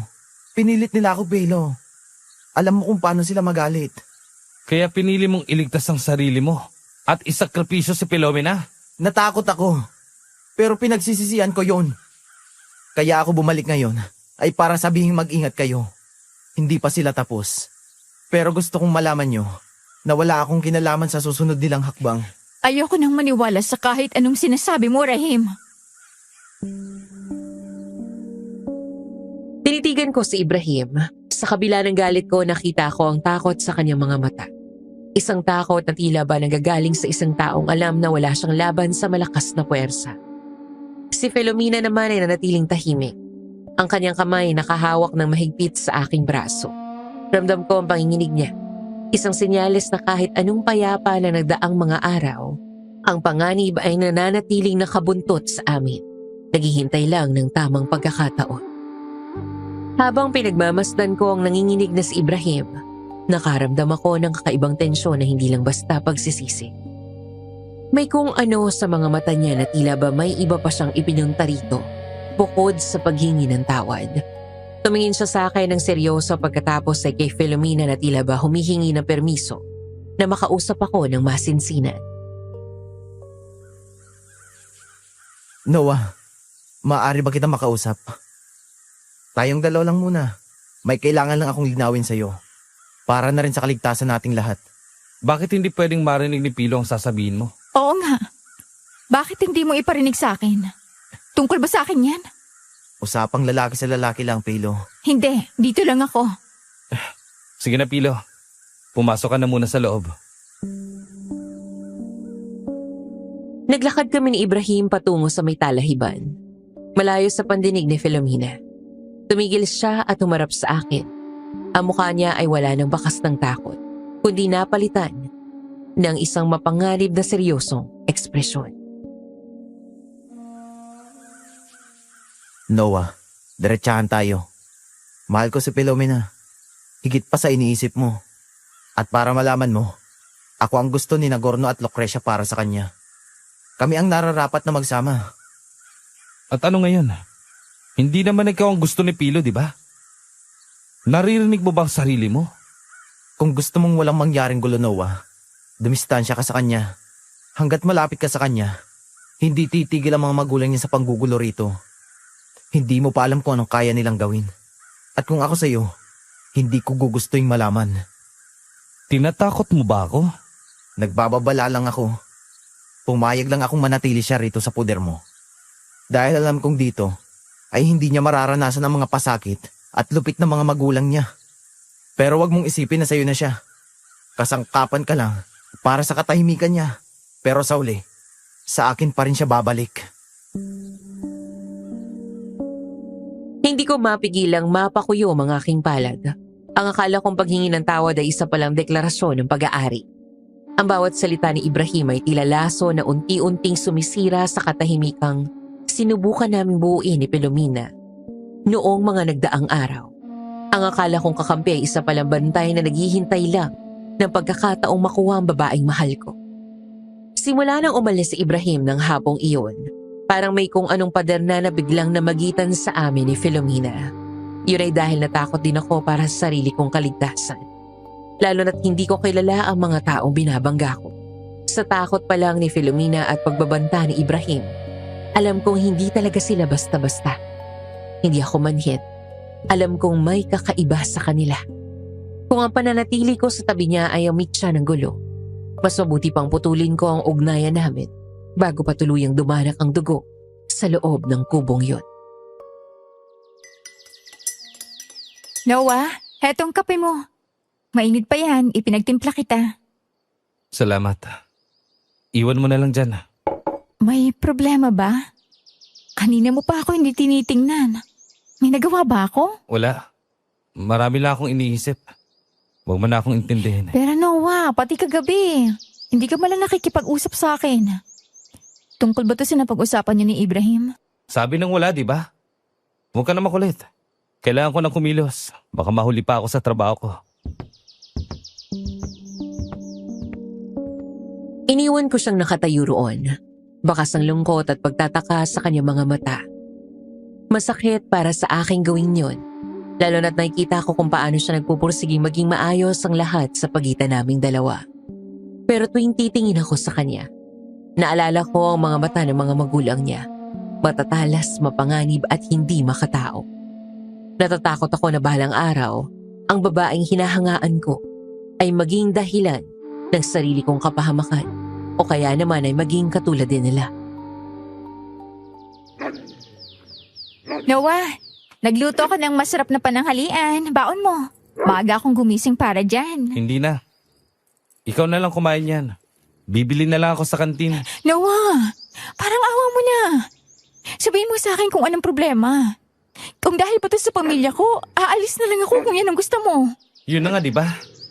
Hindi kayo normal, Filomena. Ang pamilya mo, ang mga kaibigan mo. Lahat kayo may tinatagong hindi ko maintindihan. Sinisikap kong magbago, Noah. Sinisikap kong malayo sa kanila dahil ayaw ko na sa buhay na yon. Pero hindi mo matakasan ang sarili mong pamilya kahit anong gawin mo. Sabi ni Ibrahim, mas ligtas ka raw kung lalayo ako sa iyo. Baka nga tama siya. Pinaniniwalaan mo siya? Ano bang mga sinabi niya sa'yo, ha? Akala ko pa tayong magkakampi rito. Bakit ngayon parang sinasabi mo sa akin na mas pinakikinggan mo siya? Tumahimik ka na. Ayoko makipagtalo umagang-umaga. Bakit ba hindi mo nalang sabihin sa akin kung ano talagang sinabi niya sa'yo? Dahil ang sabi niya, mapanganib ang mga magulang mo na hindi nila ako magugustuhan dahil si Ibrahim ang gusto nila. Kaya pinipilit kong lumayo sa'yo kahit na gustong gusto kita. Kaya ako lumalayo dahil natatakot ako. Sabi ni Ibrahim, kapag dumistansya ako, titigil ang mga magulang mo. Ayoko mapahamak ka. At ayoko mapahamak din ako sa kamay ng mga magulang mo. At kailan ka pa naging sinusunuran sa lalaking yon? Bakit sa kanya ka nakikinig, Noah? Dahil siyang nakakalam ng totoo. Siyang kasundo ng pamilya mo. Sino lang ba ako rito, ha? Isang hamak na nangungupahan lang na nadamay sa gulo nyo. Pero hindi mo ba naiisip kung bakit niya sinasabing lahat ng yon? Noah, bakit ka nakikinig sa kanya? Gayong gusto na rin kita. Ano? Anong sabi mo? Gusto kita, Noah. Higit pa sa iniisip mo. Kaya ako gustong manatili rito ay hindi lang para magtago, kundi dahil sa'yo. Nakita ko sa iyong katahimikang hindi ko nahanap sa iba. Tapos ngayon, pakikinggan mo lang ang paninira ni Ibrahim. Akala ko, Akala ko hindi lang sa pagtakas mo kaya ka nanatili rito. Nung una, oo. Pero habang hinahayaan mo ko manatili rito, habang pinuprotektahan mo ako kahit natakot ka, doon ko naramdaman na gusto ko nang lumugar sa tahimik. Kasama ka. Para akong nabingi sa huling gabig sinabi niya. Ang tibok ng puso kong punong-puno ng kabay biglang naglulundag sa tuwa na hindi ko maipaliwanag. Nawala ang lahat ng pag-aalinlangan ko sa isang iglap. Ang takot sa kanyang pamilya, ang banta ni Ibrahim, at ang misteryong bumabalot sa kanya ay tila naging maliliit na bagay kumpara sa pag-amin niyang yun. Hinila ko siya papalapit at niyakap ko ng mahigpit. Ibinabaon ang mukha ko sa kanyang balikat habang ramdam ko ang init ng kanyang katawan. Pasensya na, Pilo. Napakagago ko para maniwala sa kanya. Huwag mo na ulit gagawin yon. Huwag mo ko itatabo dahil lang sa pananakot ng iba. Oo, kahit anong mangyari, hindi na ako makikinig sa kahit kanino. Ikaw lang ang pakikinggan ko. Sa gitna ng malawak na bukid, habang unti-unting sumisikat ang araw, naramdaman ko ang kakaibang tapak. Ang tuwang nararamdaman ko ng mga oras na yon ay sapat na para pawiin ang anumang dilim na nagbabantay sa paligid. Pero panandalian lang pala ang kasiyahan kong yon. Pagod na pagod ako noon galing sa pagtatrabaho. Ang tanging nasa isip ko lang ay makita ang ngiti ni Filomena at ang mainit na hapunan na madalas niyang ihanda. Pero bago pa man ako makatapak sa pintuan, naramdaman ko na ang mabigat na enerhiyang bombalot sa paligid. Ang amoy ng mamasamasang lupa ay nahaluan ng pamilyar at nakakasulasok na presensya ni Ibrahim. Hindi pa ako nakakapasok, ay narinig ko na ang matitigas na boses. Sabi nang umalis ka ng Ibrahim. Ayoko na makita ang pagmumukha mo. Filomena, huwag kang magmatigas. Nagpunta ako rito para ayusin ang lahat. Alam mong hindi ka ligtas hanggat malayo ka sa amin. Ang tanging dahilan kung bakit hindi ako ligtas ay dahil sa'yo. Ikaw ang nadala sa mga magulang ko rito. Sirang-sira ng tiwala ko sa'yo, kaya pakiusap, lumabas ka na. Alam ko na rin ang naging usapan niya ni Noah. At wala kang magagawa dahil gusto namin ang isa't isa. Sa tingin mo ba ay mas mapoprotektahan ka ng taong yon? Isang hamak na taong walang kakayahan? Anong nangyayari dito? Dumating ka na pala. Akala ko ba ay nagkasundo na tayo, Noah? Akala ko ba ay naging malinaw na ang usapan natin? Nagkakamali ka, Ibrahim. Oo, sinunod kita nung una. Pero mas naniniwala ako sa aming dalawa ni Pilo. Alam ko na ang laro mo. Ibrahim, ilang beses ko na itong sasabihin. Umalis ka na bago ko pa makalimutang naging magkaibigan tayo. Ganito na pala ang takbo ng usapan ngayon.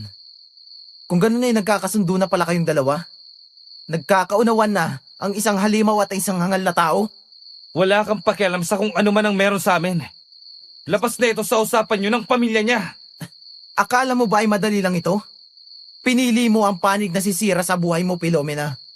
Kung akala mo ay sapat na ang lalaking ito para labanan si Tito Gorno, nagkakamali ka.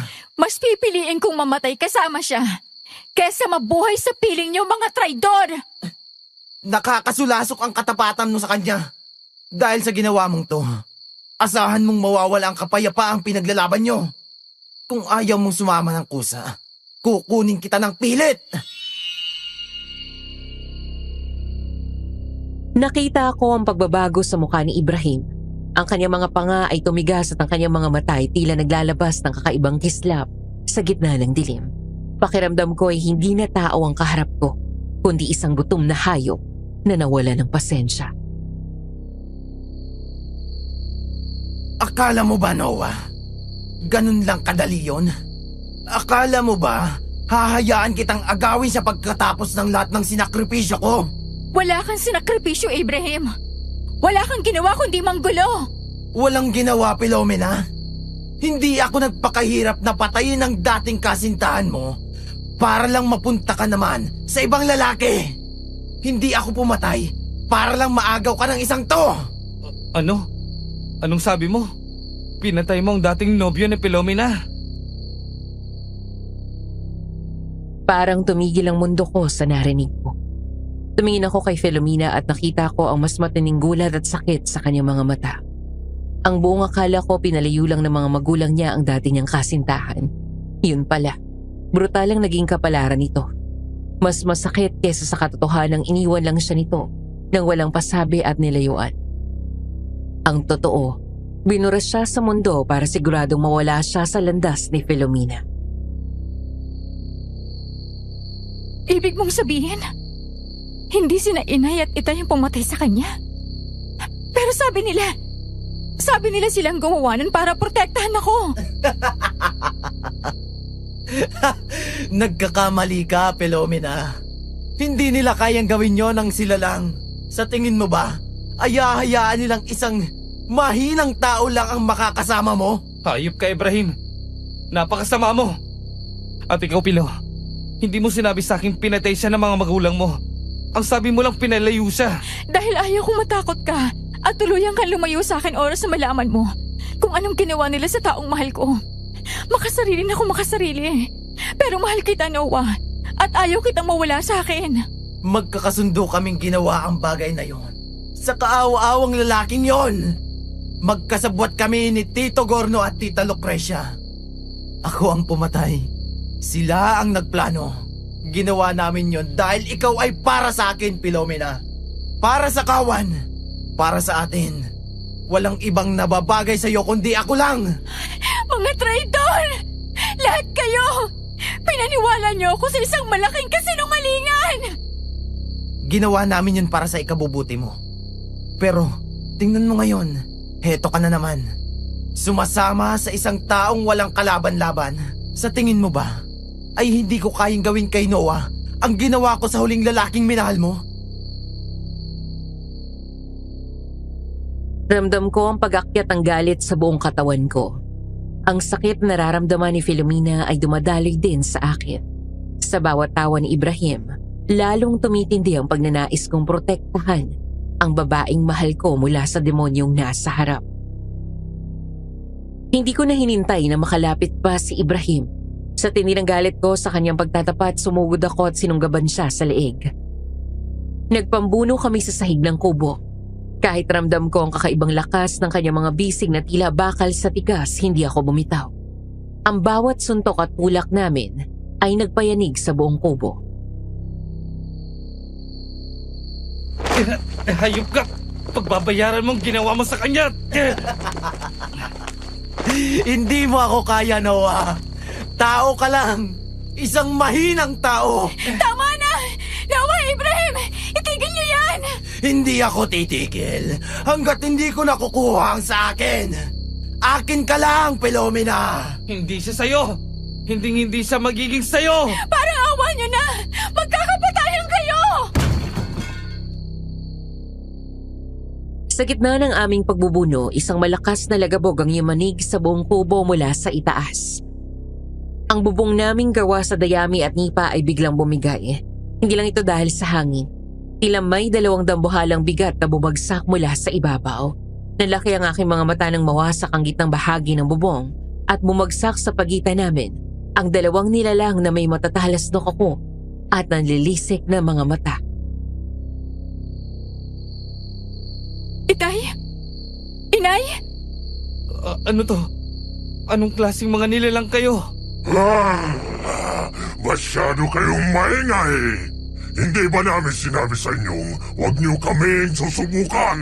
Akala mo ba ay hahayaan naming sirain mo ang plano namin para sa aming anak? Nakatayo na sa aming harapan sina Gurno at Lucrecia.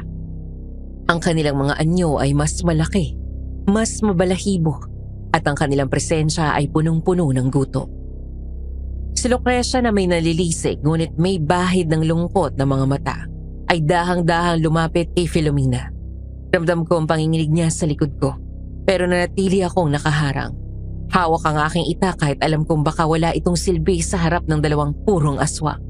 Pero mabilis silang nagpalit ng anyo at kahit walang saplot katakataka ang mga katawan nila. Lalo na ang pribadong parte ay parang may sariling takip na malabo at kakulay ng kanilang mga balat. Filomena, anak. Bakit ba napakatigas ng ulo mo? Akala mo ba ay nilalayo ka namin sa kaligayahan mo ng walang dahilan? Ang pumatay ng tao ay hindi pagprotekta sa kaligayahan ko, inay! Ginagawa namin ito dahil ayaw kong matulad ka sa akin. Minsan na akong nagmahal ng tao, Pilo. Akala ko ay siya na ang magliligtas sa akin mula sa gutom na nararamdaman ko. Pero ano ang ginawa niya? Sinaktan niya lang ako. Pinagkanulo niya ang pagkatao ko dahil lang sa takot. Tama ang ina mo. Ang mga tao ay mahihina at traidor. Gaya ni Noah. Hindi sila nararapat sa ating lahi. Ayaw kong maranasan mo ang sakit na iniwan sa akin ng lalaking yon. Mas mabuti pang mamatay ang lahat ng tao sa paligid mo kaysa sa makita kitang nagmamakaawa sa pag-ibig nila. Pag-ibig? O kasinungalingan, inay? Anong ibig mong sabihin? Akala niyo ba wala akong alam? Alam ko ang pinakamalaking sikretong itinatago ni Itay sa'yo. Filomena, tumigil ka na! Hindi ako titigil! Inay, narinig ko lahat. Sinabi ni Itay sa mga kasamahan niya kung paano niya plinanong pagpatay sa lalaking minahal mo noon. Hindi ka niya iniwan, inay. Hindi ka niya pinagkanulo. Pinatay siya ni Itay dahil gusto ko niyang mapasa kanya.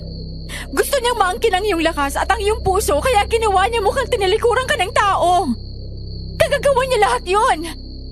Tulad kung anong nalaman kong ginawa ni Ibrahim sa lalaking minahal ko. Pero ngayon, hindi na ako papayag na magawa niyo ulit yon. Mahal ko si Noah. Ipaglalaban ko siya. Napako si Lucrecia sa kanyang kinatatayuan. Ang kanyang mga kuko na kanina ay nakalabas na tila handang pumatay ay biglang nanginig. Tumingin siya kay Gurno na hindi na makatingin ng diretsyo. Ang katotohanang ibinulgar ni Filomena ay tila isang matalas na balaraw na tumusok sa puso ng matandang aswang. Lumingon ako kay Ibrahim na nakatayo sa isang sulok. Ang kanyang mukha ay walang pinagkaiba sa mukha ni Gurno. Sila ay pare-parehong mga agaw na gumagamit ng dahas para sa sariling pagnanasa. Gaya ni Ibrahim, di ba? Magkasabot kayo ni Itay dahil pareho kayong takot na hindi kayo piliin. Kaya niyo pinatay ang kasintahan ko dahil alam niyo kahit kailan, hindi ako titingin sa isang mamamatay taong tulad mo, Ibrahim! Ginawa ko yon dahil ako ang nararapat sa'yo! Wala kayong pinagkaiba. Ginamit niyo ang pagprotekta bilang dahilan sa mga krimen niyo. Lucrecia, pati ikaw ay biktima ng lalaking kasama mo ngayon. Ang sandaling katahimikan na namayani sa loob ng kubo ay tila isang mas maingay na hudyat ng dilubyo.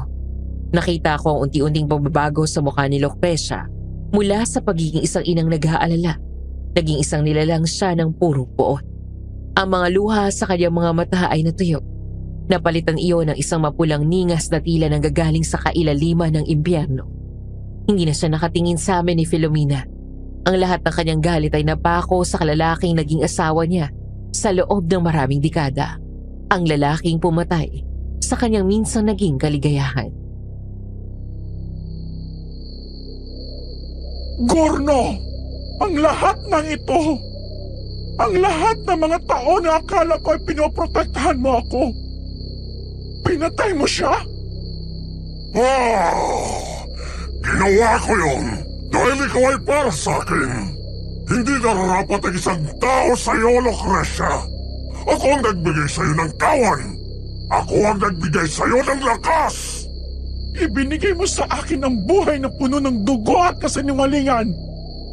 Pinatay mo ang kaisa-isang dahilan kung bakit ko naramdamang hindi ako halimaw. Sa isang iglap na wala muli sa anyong tao si Lucrecia, ang kanyang likod ay bumukol, ang kanyang mga kuko ay humaba ng higit sa natural at ang kanyang hiyaw ay yumanig sa bawat haligi ng kubo. Hindi na siya nagdalawang isip. Sumunggab siya kay Gurno ng may bilis na hindi kayang sundan ng aking mga mata. Nagpambuno ang dalawang higanting aswang sa gitna ng sala. Winawasak ang bawat gamit na madaanan nila. Ang mga dingding ng kawayan ay nagkalas-kalas habang kanilang mga kuko ay bumabaon sa balat ng isa't isa.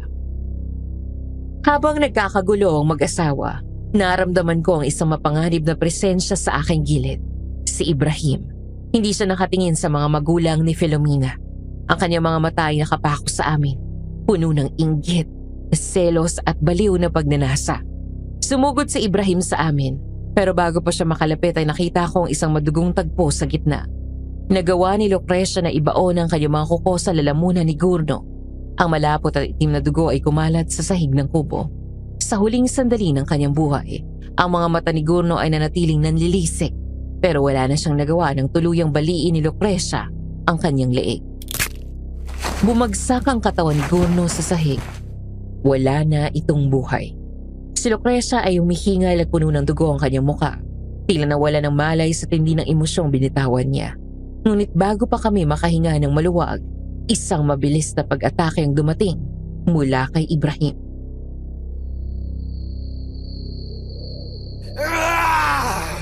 Mamatay na kayong lahat! Rahim! Tumigil ka na! Sige! Subukan mong lumapit! Susunod ka kay Gurno! Talagang matapang ka! Halika rito! Matitikman mo ang bagsik ko! Pero sa'yo muna ako, Pilo.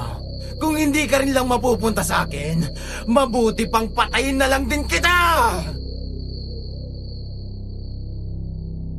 Sa tindi ng kanyang galit, inatake ni Ibrahim si Filomena. Ang kanyang mga kuko ay akmang itatarak sa dibdib ng babaeng mahal ko. Sa mga sandaling iyon, tila huminto ang takbo ng oras. Wala akong itak, wala akong baril, pero meron ako isang bagay na laging nasa bulsa ko. Ang aking balisong na laging matalas. Bigay sa akin ni Tatay Arman nung binata pa ako. Kung sakali mang dumating daw ang oras na mapasabak ako sa gulo at kailanganin kong ipagtanggol ang sarili ko. Pero ng mga oras na yon, hindi ko na nainisip ang aking sariling kaligtasan. Mas inintindi ko si Filomena.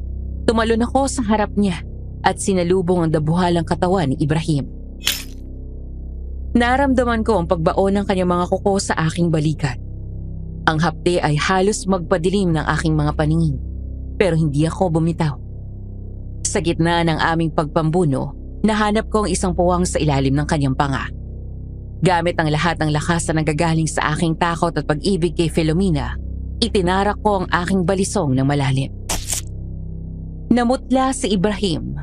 Ang kanyang mga mata ay nanlaki habang dahan-dahang nawawala ang liwanag ng buhay sa mga ito.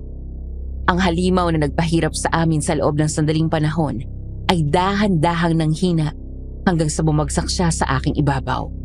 Ang amoy na malansang dugo ay bumalot sa aking ilong, pero hindi ko yung ininda. Ang tanging mahalaga ay ang marinig ang boses ni Filomena. Noah, ayos ka lang ba? Diyos ko, ang daming dugo. Ayos lang ako. Ayos lang ako, Pilo. Tapos na. Tapos na ang lahat. Oo, wala na. Malaya na tayo. Si Gurno at Ibrahim ay wala ng buhay sa sahig, habang si Lucrecia ay nanatiling nakaupo sa tabi ng bangkay ng asawa. Tila nawala na sa sariling katinoan. Sa gitna ng pagkawasak na yun, naramdaman ko ang higpit ng yakap ni Filomena. Inalalayan ako ni Filomena na tumayo.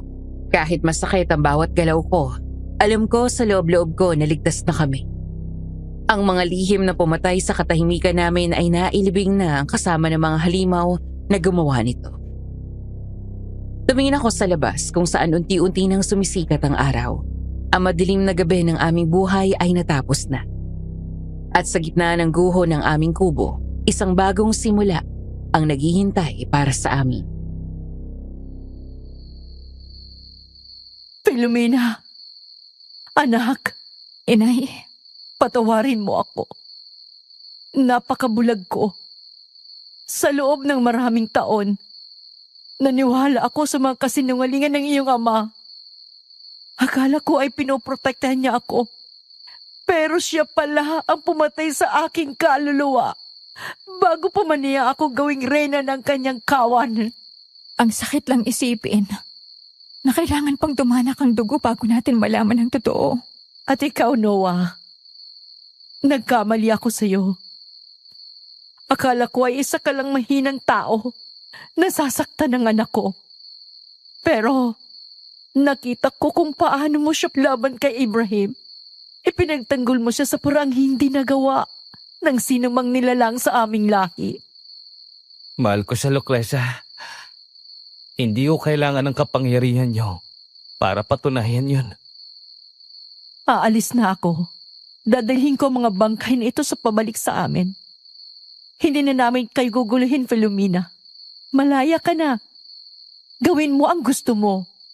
Mamuhay ka bilang tao. Kung yan ang hangad mo. Patawad sa lahat, anak. Naway maging masaya ka simula ngayon. Salamat, inay.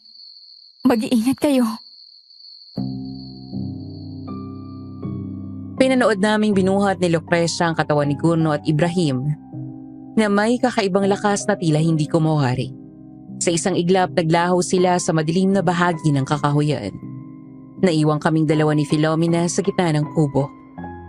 Ramdam kong hapdi ng mga sugat ko sa balikat, pero mas matindi ang kaba ko sa kung anong mangyayari sa aming dalawa gayong alam ko na ang lahat. Noah, maupo ka rito. Gagamutin ko yung mga sugat mo. Aray. Dahan-dahan lang, Pilo. Pasensya na. Malalim yung pagkabaon ng mga kuko ni Ibrahim. Pero huwag kang mag-alala. May alam akong mga halamang gamot na mabilis magpagaling. Pilo, tungkol sa nakita ko. Tungkol sa kung ano ka talaga. Ngayong nakita mo na ang tunay naming anyo, Noah. Natatakot ka ba sa akin? Naiintindihan ko kung gusto mo na akong paalisin. Halimaw ko sa paningin ng mundo, Noah. Ang dugong nananalatay sa akin, dugong pumatay sa maraming hayop at tao. Tumingin ka sa akin, Pilo. Bakit? Nung sinugod tayo ni na Ibrahim, wala akong nakitang halimaw. Ang nakita ko ay ang babaeng nag-aalaga sa akin. Ang babaeng mas piniling saktan ng sarili sa bawang kaysa saktan ako. Pero Noah, hindi magbabago ang anyo ko. Darating ang gabi na magugutom ako. Darating ang gabi na ang dilim ang mangingibabaw sa akin. At sa mga gabing yun, narito ako para hawakan ang kamay mo. Tatanggapin kita, Pilo. Hindi bilang aswang, kundi bilang ang Filomena na minahal ko sa loob ng kubong to. Hindi mahalaga sa akin kung anong lahi mo. Ang mahalaga, pinili mo maging tao sa tabi ko. Sigurado ka pa? Maraming maghuhusga sa atin. Maraming posibleng panganib na dumating. Sigurado ako. Mas natatakot akong mabuhay nang wala ka. Pinipili kita, Pilo. Ngayon, bukas, at sa lahat ng gabing darating. Hinila ko siya papalapit sa akin at naramdaman ko ang init ng kanyang hininga. Sa gitna ng pagkawasak ng aming tirahan, doon ko naramdaman ang pinakatapat na koneksyon sa pagitan ng dalawang nilalang. Isang tao at isang aswang. Nagkasundo sa ilalim ng sumisikat na araw na hindi na muling magpapadala sa dikta ng nakaraan. Ginamot niya ang aking mga sugat na may pag-iingat na tila ba ako ang pinakaimportanteng bagay sa mundo. At sa bawat haplos niya, alam kong tama ang naging desisyon ko. 8 taon. Hindi ko akalaing aabot kami ng ganoong katagal. Sa ganito kapayapa nang hindi na kailangang lumingon sa dilim tuwing sasapit ang gabi. Si Filomena ay naging isang huwarang asawa at ina. Natutunan niyang supili ng kanyang likas na gutom at mamuhay ng payapa sa ilalim ng init ng araw. Ang aming munting anak na si Laya ang naging buhay ng aming tahanan. Isang patunay na ang pag-ibig ay kayang bumura ng anumang sumpa ng lahi. Sa paglipas ng mga taon, hindi lang ang mga sugat ni Philo ang naghilom kundi pati ang sakin. Nahanap ko ang lakas ng loob na balikan ang aking pinanggalingan. Pinatawad ko na ang aking ama. Ang lalaking dahilan kung bakit ako dati punong-puno ng pait dahil sa kanyang pagiging abusado sa pera. Sa walang humpay na sugal at sa alak na nagpabagsak sa aming pamilya. Pero nauunawaan ko na kung hindi ako lumayo, hindi ko matatagpuan ang tunay na kahulugan ng paninindigan. Ang pagpapatawad ko sa kanya ay ang huling kadena na kailangang maputol para maging ganap ang aking kaligayahan. Ngayon habang pinagmamasdan ko ang aking mag-ina, alam kong nasa tamang lugar na ako. Wala na ang mga halimaw. Wala nang mga sikreto. Kundi isang pamilyang binuo ng katapangan at pinagtibay ng pagtanggap. Sa loob ng 8 taon na pagsasama namin ni Filomena, hindi lang ang pagbuo ng pamilya ang nagawa ko, kundi ang pagyakap sa isang napakahalagang aral na nagpabago sa buong pagkatao ko. Natutunan ko na ang tunay na katapangan ay wala sa talim ng itak o sa lakas ng bisig, kundi sa kakayahang tumanggap at magmahal sa kabila ng mga kapintasan at madilim na nakaraan. Natutunan ko rin ang pagpapatawad ay hindi para sa taong nakasakit sa atin, kundi para sa sarili nating kalayaan. Nung pinatawad ko ang aking ama, hindi ko binura ang mga mali niya, kundi tinanggal ko ang kapangyarihan ng galit na naging kadena ko sa loob ng maraming taon.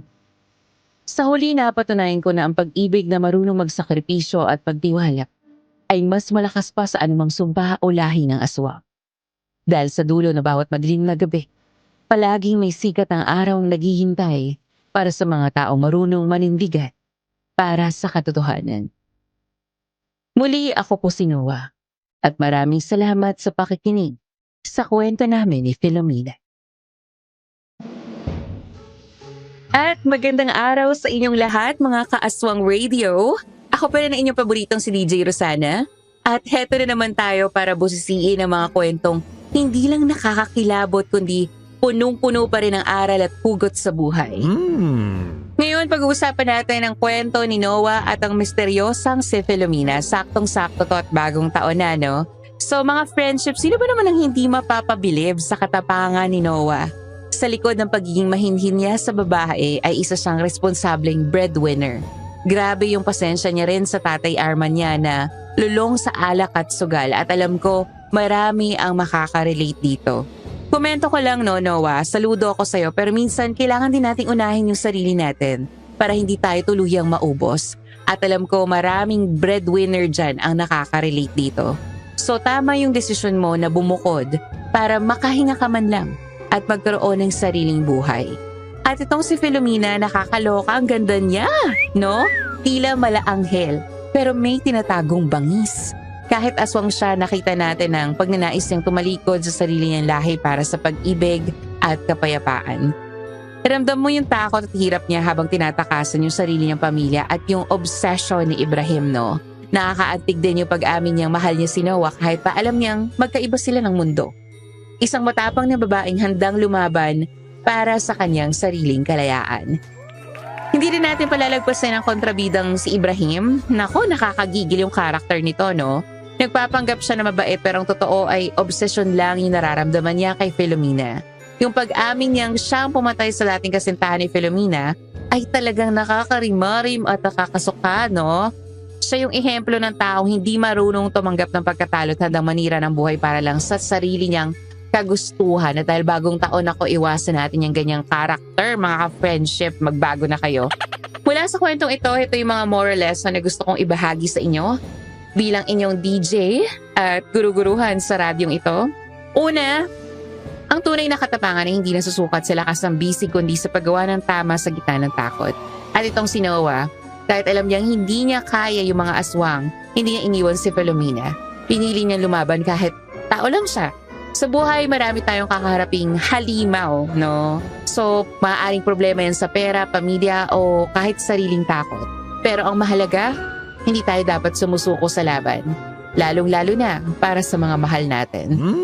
Pangalawa, ang pagpapatawad ay susi sa kalayaan. Nakita natin kung paano naging kadena ni Noah ang galit sa kanyang tatay sa loob ng 8 taon. Pero noong pinatawad niya ito, hindi para sa tatay niya, kundi para sa sarili niyang katahimikan. Ang galit, parang laso na tayong umiinom pero inaasahan natin iba ang mamamatay. Kaya mga kaaswang radio, matuto tayo magpatawad para maging ganap yung sarili nating kaligayahan. Pangatlo, ang pag-ibig ay tumitingin sa higit pa sa pisikal na anyo at nakaraan. Minahal ni Noah si Filomena hindi lang dahil maganda ito, kundi dahil sa pag-aalagang pinakita nito sa kanya. At alam ko maraming nakaka-relate dyan dahil syempre, gusto niyo binavalue kayo, hindi ba? Tinanggap niya si Philo kahit nalaman niyang aswang ito at may madilim na nakaraan. Sabi nga, ang tunay na pagmamahal ay marunong tumanggap sa kapintasan ng bawat isa at handang magsakripisyo para sa ikabubuti ng minamahal. Pang-apat, huwag hayaang kontrol ng iba ang iyong tadhana. Si Filomena tumakas siya sa pamilya dahil ayaw niya maging halimaw katulad nila. Pinili niya bumuo ng sariling buhay na malayo sa tradisyon ng kanilang kawan. 'Di ba? Ikaw, huwag mong hayaang diktahan ka ng ibang tao kung sino ka dapat. Ikaw ang may hawak ng manibela ng buhay mo. At panglima, ang katapatan ay pundasyon ng anumang relasyon. Naging magulo ang lahat dahil sa mga kasinungalingan mula sa pamilya ni Filomena hanggang sa mga sikretong itinago ni Philo kay Noah. Masakit ang katotohanan, pero mas nakakasira ang kasinungalingan. Lagi natin piliin na maging tapat dahil ang relasyong binuo sa kasinungalingan ay madaling gumuho kapag dumating ang bagyo. So, mga ka-friendship, dapat alam nyo yan na with all honesty, kahit masakit pa yan or magiging masakit yan sa tao minamahal nyo, mas ma-appreciate nila kapag nisasabi tayo ng totoo. At sa huli, ang pamilya ay hindi lang tungkol sa kadugo, kundi tungkol sa mga taong handang tumayo sa tabi mo sa oras ng kagipitan. So itong si Noah at Filomena ay nakahanap ng pamilya sa isa't isa. Isang pamilya ang binuo ng katapangan at pinagtibay ng pagtanggap. Kaya naman mga Kaaswang Radio, bago tayo magpaalam sa gabing ito, gusto kong tanungin kayo. Ano ang naging insight nyo sa kwento ni Noah at Filomena? Sino sa inyo ang handang magmahal kahit pa sa isang aswang? O ayan ha, i-comment nyo ang inyong mga natutunan at opinion dyan sa ating comment section sa ibaba. At muli, Happy New Year! Huwag kayong mag-alala, babasahin natin yan at ang inyong mga hugot sa kwentong ito. Isang maganda at manigong 2026 everyone. Muli ito ang inyong DJ Rosana na nagsasabing, huwag mo akong kagatin. Halas sa labi.